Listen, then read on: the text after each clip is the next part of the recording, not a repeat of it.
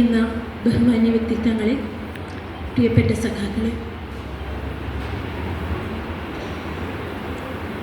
പാർട്ടിക്കുള്ളിൽ വളർന്നു വന്ന അതല്ലെങ്കിൽ പാർട്ടിക്കുള്ളിൽ ജനിച്ചു വീണ ഒരു രണ്ടാം തലമുറയുണ്ട്. ഞങ്ങളൊക്കെ ഇവിടെ പലരും സൂചിപ്പിച്ചതുപോലെ ഇവിടെ ഇരിക്കുന്ന പലരും ഞങ്ങളെല്ലാവരും അതിൻ്റെ ഭാഗമാണ്.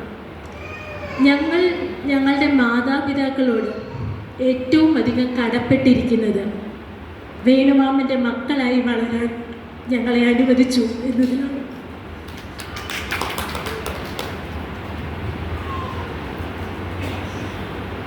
അഭിമാനകരമായൊരു ജീവിതം ഞങ്ങൾക്ക് വേണുമാമൻ ഉണ്ടാക്കിത്തരും എന്ന കോൺഫിഡൻസ് ഞങ്ങളുടെ രക്ഷിതാക്കൾക്ക് കൊടുക്കാൻ വേണുമാമന് സാധിച്ചു. ഒരു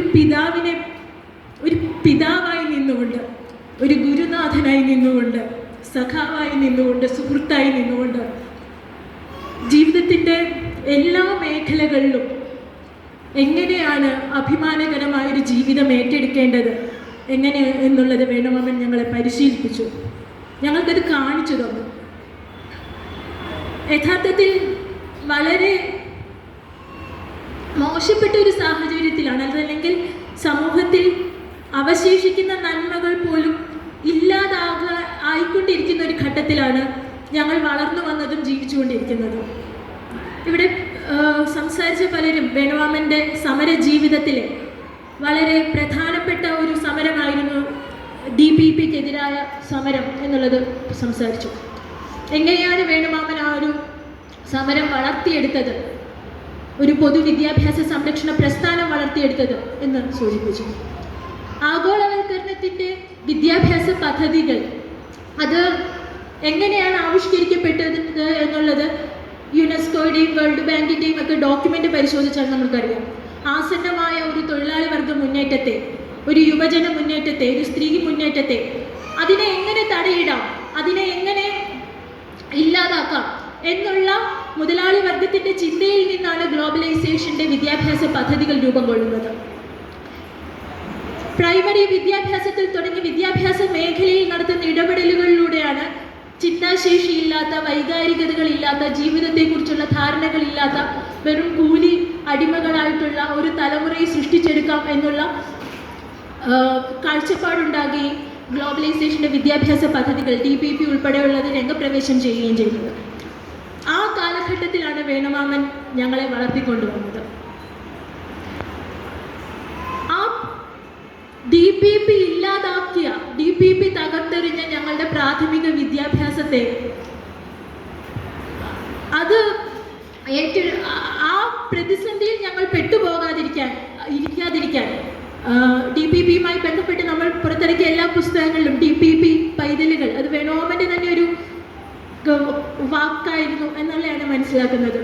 അങ്ങനെ DPP പൈതലുകളായി ഈ സമൂഹത്തിൽ ഇങ്ങനെ മുന്നോട്ടുള്ള ജീവിതം കാണാതെ അലഞ്ഞു തിരിയാൻ ഞങ്ങളെ വിട്ടുകൊടുക്കാതെ ഞങ്ങൾക്ക് അക്ഷരം പകർന്നു തന്ന്, ഞങ്ങൾക്ക് ശാസ്ത്രബോധം പകർന്നു തന്ന്, ഞങ്ങൾക്ക് ചരിത്രബോധം പകർന്നു തന്ന്, ഞങ്ങളെ കവിത പഠിപ്പിച്ച്, ഞങ്ങൾക്ക് ഉയർന്ന അഭിരുചികൾ പരിചയപ്പെടുത്തി വളർത്തിയെടുത്തത് വേണുമാമനാണ്. പക്ഷെ അത് വെറും ഒരു എഴുത്തും വായനയും പഠിപ്പിക്കലായിരുന്നില്ല.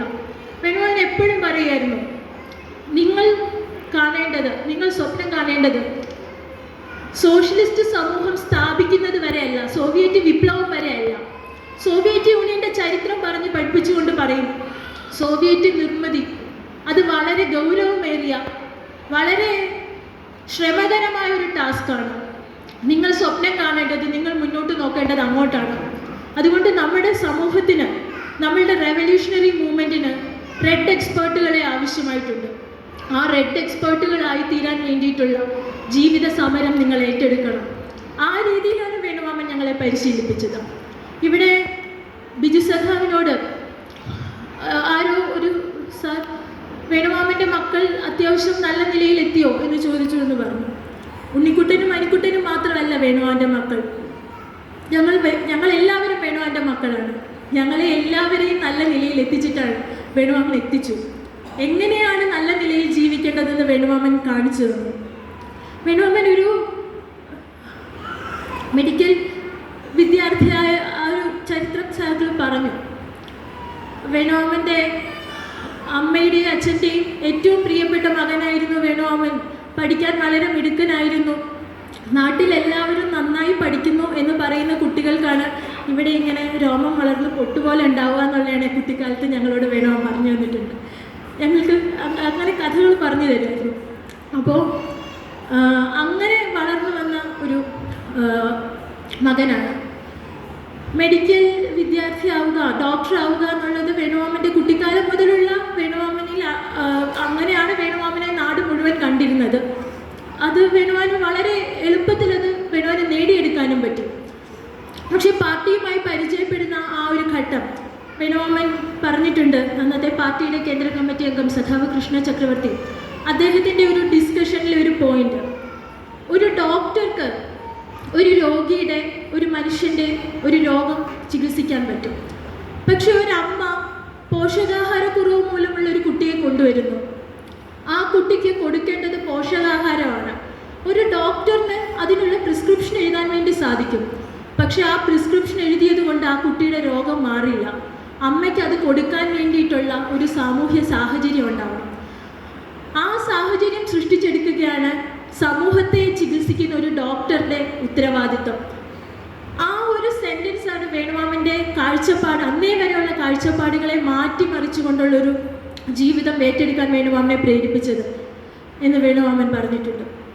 അന്ന് മുതൽ വേണുമാമൻ്റെ അമ്മ കരഞ്ഞിട്ടുണ്ട് എന്നും പറഞ്ഞിട്ടുണ്ട്. പക്ഷേ വേണുമാമൻ്റെ അമ്മയും ഞങ്ങളെ എല്ലാവരെയും വേണുമാമൻ്റെ മക്കളായി തന്നെ സ്വീകരിക്കുകയാണ് ചെയ്തത്.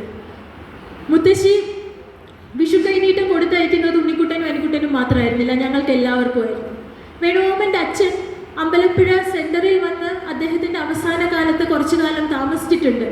അന്ന് നന്ദിഗ്രാം സമരവുമായി ബന്ധപ്പെട്ട ഒരു ജനകീയ മൂവ്മെൻറ്റ് നടക്കുന്ന ഘട്ടമാണ്. അതിൻ്റെ ഐക്യദാർഢ്യം നൽകിക്കൊണ്ട് എറണാകുളത്ത് ഒരു വലിയ പരിപാടി നടക്കുന്ന ഒരു സമയമാണ്. അന്ന് ആ നോട്ടീസ് മുത്തച്ഛന് വായിച്ചു കൊടുക്കുമ്പോൾ മുത്തച്ഛൻ കണ്ണീരോടുകൂടി ഞങ്ങളുടെ കയ്യിൽ കയറി പിടിക്കുകയാണ് ചെയ്തത്.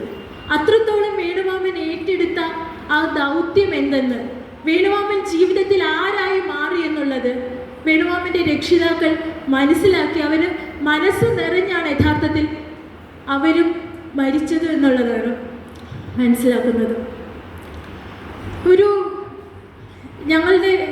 ഇപ്പോൾ ഞങ്ങൾ പലരും ഞങ്ങളുടെ അക്കാദമിക് വിദ്യാഭ്യാസമൊക്കെ നേടിയതിന് ശേഷം ഞങ്ങളുടെ ബന്ധുക്കൾ അതല്ലെങ്കിൽ ഞങ്ങളുടെ അധ്യാപകരൊക്കെ ചോദിക്കാറുണ്ട്, നിങ്ങൾ എങ്ങനെ ജീവിക്കും, നിങ്ങൾക്ക് പൈസ വേണ്ടേ, അല്ലെങ്കിൽ നിങ്ങൾ എന്തെങ്കിലും ജോലിക്ക് പോകണ്ടേ എന്നൊക്കെ ചോദിക്കും. ഞങ്ങൾക്ക് പക്ഷേ അതൊരു അങ്ങനെ ആശങ്കപ്പെടാൻ ഒന്നും ഉള്ളതായിട്ട് തോന്നില്ല. കാരണം ഞങ്ങളുടെ മുമ്പിൽ വേണുമാമൻ അത് ജീവിച്ച് കാണിച്ചു തന്നിട്ടുണ്ട്. വേണുമാമൻ മരിച്ച അവസരത്തിൽ സഖാവ് ജെയ്സൺ ജോസഫ്, ഞങ്ങളുടെ കൊച്ചായി, പറഞ്ഞത് വളരെ നിസ്വമായൊരു ജീവിതമാണ്, നിസ്വനായാണ് വേണുമാമൻ പോകുന്നത് എന്നുള്ളത്. ആ ഒരു ജീവിതം, ആ നിസ്വമായിട്ടുള്ള ജീവിതം എങ്ങനെയായിരുന്നു എന്നുള്ളത് വേണുമാമൻ കാണിച്ചു തന്നിട്ടുണ്ട്. അമ്പലപ്പുഴ സെൻറ്ററിലെ വേണുമാമൻ്റെ മുറി എപ്പോഴും നിറയെ സാധനങ്ങളാണ്. പക്ഷെ അവിടെ ഒരു ചെറിയ ഫൈബർ ബോക്സിലാണ് വേണുമാമൻ ഉപയോഗിച്ചിരുന്ന വേണുമാമൻ്റെ വസ്ത്രങ്ങളും അങ്ങനെ ഒരു ചുരുക്കം സാധനങ്ങളെ വേണുമാമൻ ഉണ്ടായിരുന്നത്. അത് കീറി പഴഞ്ചനായി കഴിഞ്ഞാലേ വേണുമാമൻ അത് ഉപേക്ഷിക്കും. ഒരുപാട് സഖാക്കൾ, സുഹൃത്തുക്കൾ, ബന്ധുക്കൾ വേണുമാമന് പുതിയ ഷർട്ട് ഒക്കെ വാങ്ങിക്കൊണ്ട് കൊടുക്കും. അതൊന്നും വേണുമാമൻ ആവശ്യമില്ലെങ്കിൽ വേണുമാമൻ ഉപയോഗിക്കുന്നത് കണ്ടിട്ടില്ല. അത് മറ്റ് സഖാക്കൾക്ക് ആർക്കാണോ അത് ആവശ്യം അത് അവർക്ക് കൊടുക്കുകയാണ് ചെയ്യുന്നത്. അതല്ലാതെ വേണുമാമൻ ഉപയോഗിക്കുന്ന കണ്ടിട്ടുള്ളത് ഈ വേണുമാമൻ്റെ മക്കളുടെ ഗണത്തിൽപ്പെടുന്ന മേധയും മിച്ചുമൊക്കെ അവർക്ക് കിട്ടിയ ചെറിയ ടോക്കൺ സമ്പാദ്യങ്ങളിൽ നിന്ന് വേണുമാമൻ ഒരു ഷർട്ടൊക്കെ വാങ്ങിച്ചു കൊടുത്തിട്ടുള്ളപ്പോഴാണ് വേണുമാമൻ അത് സ്വീകരിക്കുന്നത്, വേണുമാമൻ അത് ഉപയോഗിക്കുന്നത് കണ്ടിട്ടുള്ളത്. അങ്ങനെ എങ്ങനെയാണ് ജീവിക്കേണ്ടത്, എങ്ങനെയാണ് അഭിമാനകരമായ ജീവിതം നേടിയെടുക്കേണ്ടത് എന്ന് ഞങ്ങൾക്ക് മുൻപിൽ കാണിച്ചു തന്ന് നേതാജി സുഭാഷ് ചന്ദ്രബോസിനെയും ഭഗത് സിംഗിനെയും ഖുദിറാം ബോസിനെയും കാൾ മാർക്സിനെയും കമ്മ്യൂണിസ്റ്റ് ആചാര്യന്മാരെ എല്ലാവരെയും ഞങ്ങളുടെ ഗുരുനാഥനായിട്ടുള്ള ഞങ്ങളുടെ പാർട്ടിയുടെ സ്ഥാപകനായ സഖാവ് ശിവദാസ് ഘോഷിനെയും എല്ലാം ഞങ്ങൾക്ക് വാക്കാൽ പരിചയപ്പെടുത്തുകയല്ല, ജീവിതം കൊണ്ട് ഞങ്ങൾക്ക് മുമ്പിൽ കാണിച്ചു തന്നുകൊണ്ടാണ് വേണുമാമൻ ഇല്ലാതായി പോയിരിക്കുന്നത്. പണ്ട് കൽക്കട്ടയിൽ നമ്മളുടെ പാർട്ടിയുടെ ഒരു കേന്ദ്ര കമ്മിറ്റി അംഗത്തിൻ്റെ ഫ്യൂണറലിന് ശേഷം വേണോം വന്ന് പറഞ്ഞ ഞങ്ങളോട് ഷെയർ ചെയ്തൊരു കാര്യമുണ്ട്. അദ്ദേഹത്തെ അടക്കുമ്പോൾ വളരെ പ്രിയപ്പെട്ട ഒരുപാട് ആളുകൾ അദ്ദേഹത്തിന് ചുറ്റുമുണ്ട്. അദ്ദേഹത്തിൻ്റെ ഭാര്യയും മക്കളും ഉൾപ്പെടെയുള്ള ആൾക്കാരുണ്ട്. പക്ഷെ അവരാരും അയ്യോ പോയേ എന്ന് പറഞ്ഞ് കരഞ്ഞില്ല. വേണോൻ്റെ തന്നെ വാക്കുകളാണ്, അയ്യോ പോയേ എന്ന് പറഞ്ഞ് കരഞ്ഞില്ല. പക്ഷെ അദ്ദേഹം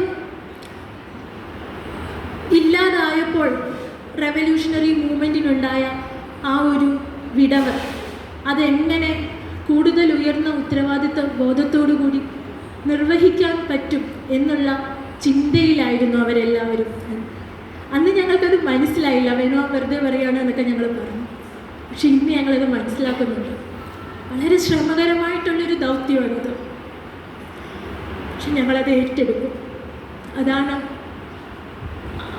അത് ഏറ്റെടുക്കുമെന്ന് പറയാനുള്ള ബോധ്യം, ധൈര്യം വേണോമ്മൻ ഞങ്ങൾക്ക് നൽകിയിട്ടുണ്ട്. ഞങ്ങളുടെ വേണുമാമനെ